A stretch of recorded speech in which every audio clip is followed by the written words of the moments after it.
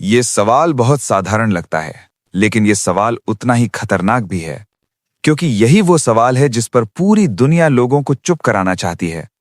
जब भी किसी के साथ कुछ गलत होता है, जब भी किसी के जीवन में दर्द आता है, जब भी कोई बीमारी, दुर्घटना, हत्या, शोषण या असफलता होती है, तो तुरंत एक जवाब तैयार रखा जाता है। जो हुआ अच्छा हुआ, जो होगा ईश्वर की मर्जी से होगा। ईश्वर वही करता है जो हमारे लिए अच्छा होता है। लेकिन क्या सच में ऐसा है? अगर ईश्वर वही करता है जो हमारे लिए अच्छा होता है, तो फिर बीमारी क्यों होती है? अगर जो होता है वही सही होता है, तो फिर किसी निर्दोष की बेरहमी से हत्या कैसे सही हो सकती है? अगर जो हुआ अच्छा हुआ, तो फिर भूख, अपमान, अन्याय और टूटे हुए जीवन किस अच्छाई का हिस्सा है? इन सवालों से लोग इसलिए डरते हैं क्योंकि इनका ईमानदार जवाब देना आसान नहीं है। आसान तो बस यह है कि आंखें बंद कर ली जाए और कह दिया जाए, सब ठीक है, सब अच्छा है, सब ईश्वर की योजना है। लेकिन मैं ये मानने को तैयार नहीं हूं। मैं ये मानने को तैयार नहीं हूं कि बीमारी अच्छी है। मैं ये मानने को तैयार नहीं हूं कि अन्याय अच्छा है। मैं ये मानने को तैयार नहीं हूं कि किसी की मौत, किसी का टूट जाना, किसी की पूरी जिंदगी मेहनत करने के बाद भी खाली हाथ मर जाना, ये सब अच्छे के लिए होता है। ये कहना कि जो हुआ ठीक हुआ, दरअसल गलत को सही ठहराने का सबसे आसान तरीका है। प्रकृति देखती नहीं कि कौन अच्छा है और कौन बुरा। प्रकृति पूछती नहीं कि कौन बच्चा है और कौन अपराधी। प्रकृति को फर्क नहीं पड़ता कि किसी की जान जा रही है या किसी का सपना टूट रहा है। बीमारी किसी को भी हो सकती है, दुर्घटना किसी के साथ भी हो सकती है, मृत्यु बिना अनुमति के आती है। अगर यही न्याय है तो ये न्याय नहीं है। अगर यही अच्छाई है तो ये अच्छाई नहीं है। इसलिए मैं साफ साफ ये कहता हूं कि प्रकृति का काम सही और गलत तय करना नहीं है। प्रकृति अंधी है, उसमें कोई नैतिकता नहीं है। वो ना दयालु है न क्रूर, वो बस चल रही है। और जो लोग कहते हैं कि प्रकृति या ईश्वर हमेशा हमारे भले के लिए करता है, वे या तो खुद को धोखा दे रहे हैं या दूसरों को चुप कराना चाहते हैं। अब सवाल ये नहीं है कि प्रकृति क्या करती है, असली सवाल ये है कि हम क्या करते हैं। अगर प्रकृति अंधी है तो क्या हम भी अंधे हो जाएं? अगर जीवन अन्याय करता है तो क्या हम भी उसे स्वीकार कर लें? अगर किसी के साथ गलत हो रहा है तो क्या हम ये कहकर चुप बैठ जाएं कि ईश्वर की मर्जी थी? नहीं, यहीं से मनुष्य का काम शुरू होता है। अगर प्रकृति का काम अन्याय करना है तो हमारा काम उसे सही करना है। अगर जीवन दर्द देता है तो हमारा काम दर्द को कम करना है। अगर किसी के साथ गलत हो रहा है तो हमारा काम उसे बदलना है, न कि उसे सही ठहराना। यही मानव होने की असली पहचान है। मनुष्य वो प्राणी नहीं है जो हर चीज को सह ले और कह दे कि सब ठीक है। मनुष्य वो है जो कहता है ये गलत है और मैं इसे बदलने की कोशिश करूंगा। लेकिन यहां एक बहुत जरूरी बात समझनी होगी। गलत के खिलाफ खड़े होने का मतलब ये नहीं कि हम खुद गलत बन जाएं। अन्याय से लड़ने का मतलब ये नहीं कि हम बेईमानी करें। सिस्टम खराब है, इसका मतलब ये नहीं कि हम भी भ्रष्ट हो जाएं। यही वो जगह है जहां असली परीक्षा शुरू होती है। बहुत लोग कहते हैं दुनिया ऐसी ही है, अगर आगे बढ़ना है तो गलत काम करना पड़ेगा। कोई घूस लेता है, कोई झूठ बोलता है, कोई सत्ता के लिए समझौता करता है, कोई लोगों को धोखा देता है और फिर कहते हैं सब करते हैं। लेकिन भीतर कहीं ना कहीं वे खुद जानते हैं कि ये सही नहीं है। इसीलिए वे भीतर से बेचैन रहते हैं। इसीलिए उन्हें बार बार खुद को सही साबित करना पड़ता है। मैं ये नहीं चाहता। मैं ये नहीं चाहता कि जीवन के अंत में मैं खुद को कोसूं। मैं ये नहीं चाहता कि मुझे ये कहना पड़े कि मैंने मजबूरी में गलत किया। मैं ये नहीं चाहता कि मेरी सफलता पर कोई ये कह सके कि ये गलत रास्ते से आई है। इसलिए मेरी बात बहुत सीधी है। ऐसा कार्य करो जो भीतर से सही हो। ऐसा कार्य चुनो जो पूरी ईमानदारी से किया जा सके।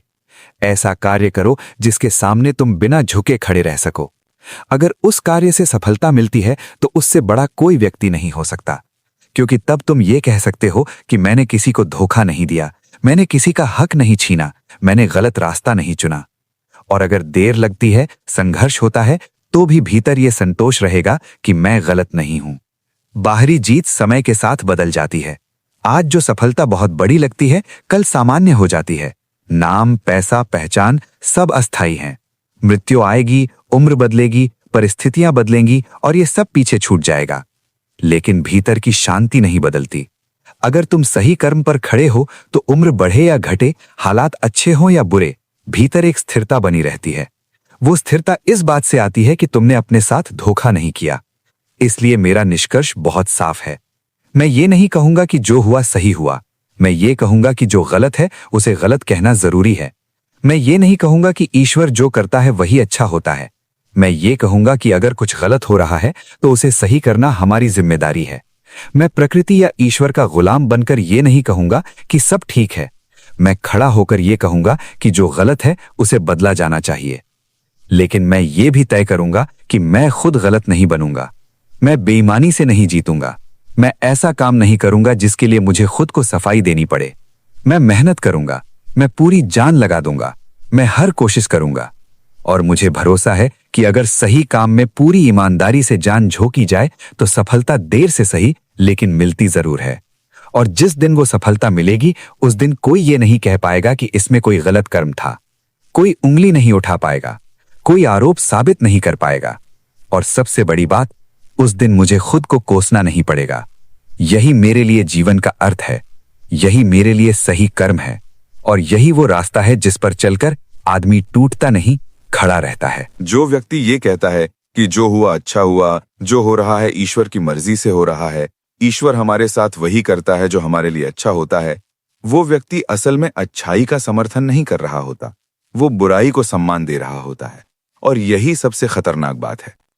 अगर कोई शक्ति ये दावा करती है कि वो सर्वशक्तिमान है और फिर उसी शक्ति के नाम पर बीमारी आती है, दुर्घटना होती है, किसी निर्दोष की हत्या होती है, किसी का पूरा जीवन बर्बाद हो जाता है, और हम फिर भी ये कहें कि ये सब अच्छा है, तो इसका सीधा मतलब ये है कि हम ताकत के सामने झुक रहे हैं। ये वही मानसिकता है जो कहती है कि अगर कोई बहुत ताकतवर है तो वो कुछ भी करे, हमें स्वीकार करना चाहिए। यही मानसिकता जब समाज में आती है तो लोग अत्याचार के सामने चुप हो जाते हैं। यही मानसिकता जब धर्म में आती है तो अन्याय पूजा बन जाता है। और यही मानसिकता जब राजनीति या हिंसा में आती है तो लोग बंदूक के सामने हाथ जोड़ लेते हैं। इसलिए ये कहना कि जो हुआ अच्छा हुआ कोई मासूम बात नहीं है, ये एक खतरनाक सोच है।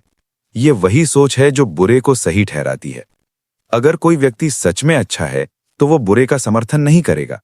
अगर कोई व्यक्ति सच में न्यायप्रिय है तो वो अन्याय को ईश्वर की योजना नहीं कहेगा। और अगर कोई व्यक्ति सच में बुद्धिमान है तो वो ताकत के सामने सिर झुकाने को भक्ति नहीं कहेगा। अगर ईश्वर है भी और अगर वो सर्वशक्तिमान है तो क्या इसका मतलब यह है कि वो हमारे साथ कुछ भी करे और हम उसे स्वीकार कर लें? अगर कोई इंसान ताकतवर होकर अत्याचार करे तो हम उसे अपराधी कहते हैं, तो फिर वही काम कोई ईश्वर करे तो वो कैसे पवित्र हो गया? यहां सवाल आस्था का नहीं है, सवाल न्याय का है। जो व्यक्ति ये कहता है कि ईश्वर जो करता है वही सही होता है, वो असल में ये कह रहा है कि सही और गलत का फैसला ताकत करेगी, ना कि नैतिकता। और जहां सही गलत का फैसला ताकत करने लगे वहां मानवता खत्म हो जाती है। इसलिए मेरी बात बहुत सीधी है। पहली बात तो ये कि ईश्वर है ही नहीं, और अगर कोई ईश्वर है भी तो वो अच्छा नहीं हो सकता, क्योंकि अगर वो अच्छा होता तो वो अन्याय को चलने नहीं देता, और अगर वो फिर भी अन्याय चलने देता है तो या तो वो असमर्थ है या वो अहंकारी है। दोनों ही स्थितियों में वो सम्मान के योग्य नहीं है। ये कहना कि ईश्वर ऊपर बैठकर सब देख रहा है और सब कुछ उसकी मर्जी से हो रहा है, ये असल में जिम्मेदारी से भागने का तरीका है। ये कहना कि हम कुछ नहीं कर सकते, और ये सोच मनुष्य को गुलाम बना देती है। लोग अक्सर कठपुतली का उदाहरण देते हैं। वे कहते हैं कि जैसे कठपुतली को कोई चलाता है वैसे ही हमें ईश्वर चला रहा है, लेकिन ये उदाहरण ही गलत है। कठपुतली निर्जीव होती है, उसके भीतर कोई चेतना नहीं होती, उसके भीतर कोई दर्द नहीं होता, उसके भीतर कोई बुद्धि नहीं होती, इसलिए उसे कोई चलाता है। लेकिन हम कठपुतली नहीं है, हमारे भीतर दर्द है, हमारे भीतर बुद्धि है, हमारे भीतर तर्क करने की क्षमता है। हम सोच सकते हैं, निर्णय ले सकते हैं, विरोध कर सकते हैं। अगर हम कठपुतली होते तो हमें यह समझ ही नहीं आती कि हमारे साथ गलत हो रहा है, लेकिन हमें समझ आता है, और यही प्रमाण है कि हम कठपुतली नहीं हैं। जो व्यक्ति ये कहता है कि सब ईश्वर करा रहा है, वो असल में मनुष्य को कठपुतली बना रहा है, और जो मनुष्य को कठपुतली बना दे वो सोच कभी अच्छी नहीं हो सकती। इसलिए मैं साफ कहता हूं, प्रकृति का काम अन्याय करना है क्योंकि वो अंधी है। अगर कोई ईश्वर है भी तो उसका काम भी अन्याय करना ही हुआ, क्योंकि वो इसे रोक नहीं रहा। और हमारा काम है इस अन्याय को सही करना। हमारा काम ये नहीं है कि हम कहें जो हुआ ठीक हुआ, हमारा काम ये है कि हम कहें जो हुआ गलत था और हम इसे बदलेंगे। हमारे भीतर जो बुद्धि है, जो विवेक है, जो सही गलत को पहचानने की क्षमता है, वही हमारी असली शक्ति है और उसी का उपयोग करना हमारा कर्तव्य है। अगर किसी के साथ अन्याय हो रहा है तो हमें बोलना चाहिए। अगर समाज कुछ गलत मान रहा है तो हमें उसे चुनौती देनी चाहिए। अगर कोई धर्म बुरे को सही कह रहा है तो हमें उसे अस्वीकार करना चाहिए। और अगर कोई ईश्वर की आड़ में अन्याय को पवित्र बना रहा है तो हमें बिना हिचक उसका विरोध करना चाहिए। इसमें डरने की कोई बात नहीं है, क्योंकि डर वहीं होता है जहां गुलामी होती है। मैं ये नहीं कहता कि हम क्रूर बन जाएं, मैं ये नहीं कहता कि हम हिंसक बन जाएं, मैं ये कहता हूं कि हम ईमानदार बने। और ईमानदारी का पहला नियम यही है कि बुरे को बुरा कहा जाए। अब यहां एक बहुत जरूरी बात है। अन्याय के खिलाफ खड़े होने का मतलब ये नहीं कि हम गलत रास्ता चुन लें। हमारा कर्म भी उतना ही साफ होना चाहिए जितना हमारा विरोध। इसलिए मैं बार बार यही कहता हूं, सही कार्य चुनो, पूरी ईमानदारी से चुनो, पूरी सच्चाई से चुनो। अगर कोई व्यक्ति घूस लेकर सफल हो गया तो लोग उसे गाली देंगे। अगर कोई व्यक्ति धोखा देकर ऊपर पहुंच गया तो लोग उस पर उंगली उठाएंगे, और यह स्वाभाविक है। इसलिए ऐसा कार्य करो कि लोग चाहकर भी गाली ना दे सकें। ऐसा कार्य करो कि लोग चाहकर भी साबित ना कर सकें कि तुम गलत हो। ऐसा कार्य करो कि तुम्हारी सफलता पर कोई दाग न लगे, क्योंकि बाहरी जीत नष्ट होने वाली है। मृत्यु आएगी, उम्र बदलेगी, परिस्थितियां बदलेंगी और ये सब चला जाएगा, लेकिन भीतर की शांति नहीं जाएगी। अगर तुम सही कर्म पर खड़े हो तो तुम कभी खुद को नहीं कोसोगे। तुम कभी ये नहीं कहोगे कि मैंने गलत किया। तुम सीना ठोक कर कह सकोगे कि मैंने सच्चा कार्य किया था, और अगर कोई कहता है कि ये गलत था तो वो साबित करके दिखाए। यही असली सफलता है। इसलिए मेरी बात बहुत साफ है। मैं उस सोच को स्वीकार नहीं करता जो बुरे को अच्छा कहती है। मैं उस सोच को स्वीकार नहीं करता जो ताकत के सामने झुकना सिखाती है। मैं उस सोच को स्वीकार नहीं करता जो ईश्वर के नाम पर अन्याय को सही ठहराती है। मैं ये मानता हूं कि मनुष्य का काम है अन्याय के खिलाफ खड़ा होना, और वो खड़ा हो सकता है क्योंकि वो कठपुतली नहीं है। अंत में बात बहुत साफ है और उसे साफ ही रखना जरूरी है। अगर हम किसी कार्य को करने जा रहे हैं तो सबसे पहला काम ये नहीं होना चाहिए कि हम देखें समाज क्या कहेगा, धर्म क्या कहेगा, या कोई ईश्वर प्रसन्न होगा या नहीं। सबसे पहला काम ये होना चाहिए कि हम अपने बुद्धि से पूरा तर्क करें। इतना तर्क करें कि कोई भी तर्क अधूरा न रह जाए, कोई भी सवाल बिना जवाब के न बचे। तर्क इतना गहरा हो कि अंत में जो बच जाए वही शुद्ध सत्य हो। और जब तर्क के अंत में यह स्पष्ट हो जाए कि यह कार्य सही है, कि इसमें न तो हम खुद भीतर से टूट रहे हैं और न ही हम किसी निर्दोष को नुकसान पहुंचा रहे हैं, तो फिर उस कार्य के सामने पूरी तरह झुक जाना चाहिए।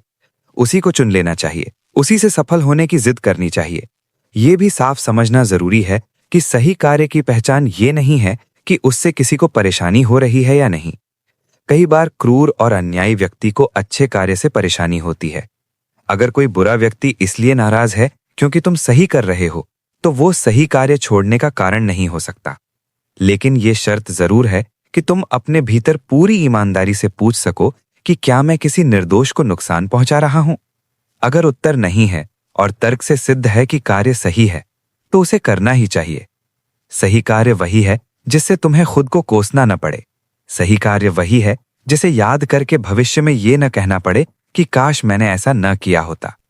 क्योंकि समय बदलेगा, परिस्थितियां बदलेंगी, इच्छाएं बदलेंगी। जो चीज आज बहुत प्रिय लग रही है, हो सकता है कल साधारण लगने लगे। जवानी में जिन चीजों से आनंद मिलता है, वही चीजें उम्र के साथ महत्व खो लेती हैं। ये जीवन का स्वभाव है। लेकिन जो चीज नहीं बदलती वो है पछतावा। अगर तुमने गलत किया है तो पछतावा उम्र के साथ और गहरा होता जाता है, और अगर तुमने सही किया है तो उम्र के साथ वही बात तुम्हें ताकत देती है। इसलिए सबसे बड़ा लक्ष्य ये होना चाहिए कि मन में एक भी पछतावे का बीज न बचे। ये भावना न रहे कि मैंने किसी डर में, किसी लालच में, किसी दबाव में गलत रास्ता चुन लिया था। इसका अर्थ ये नहीं कि जीवन में दुख नहीं आएगा। सत्य मृत्यु को नहीं टाल सकता, सत्य बीमारी को नहीं रोक सकता, सत्य दर्द को पूरी तरह मिटा नहीं सकता। लेकिन सत्य ये कर सकता है कि दर्द के सामने आदमी को खड़ा रखे। सत्य ये कर सकता है कि अन्याय को चुनौती दी जाए। सत्य ये कर सकता है कि दुख को कम किया जाए, उसे स्वीकार न किया जाए। चाहे कोई व्यक्ति किसी ईश्वर को माने या ना माने, चाहे कोई व्यक्ति किसी क्रूर और अहंकारी शक्ति की भक्ति करे या न करे, मृत्यु उसे भी आएगी, बीमारी उसे भी होगी, दर्द उसे भी सहना पड़ेगा। तो फिर ये कहना कि ईश्वर की भक्ति करने से जीवन सुरक्षित हो जाएगा, ये सच नहीं है। इससे बेहतर ये है कि हम अपने शरीर के लिए, अपने जीवन के लिए, अपने विवेक के लिए जो सही है वही करें।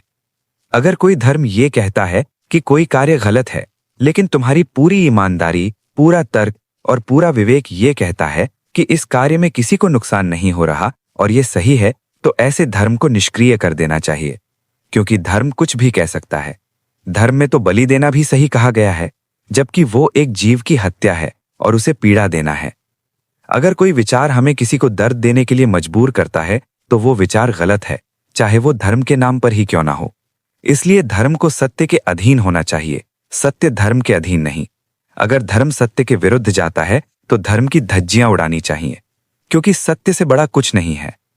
ये भी एक झूठ है कि जो लोग ईश्वर को नहीं मानते और धर्म के नियमों का पालन नहीं करते, वे अच्छे नहीं होते। इतिहास इस बात का प्रमाण है कि ऐसे अनगिनत लोग हुए हैं जिन्होंने बिना किसी धर्म के, बिना किसी ईश्वर के डर के, केवल सत्य और ईमानदारी के आधार पर महान जीवन जिया, नाम कमाया, सम्मान पाया और भीतर की शांति महसूस की।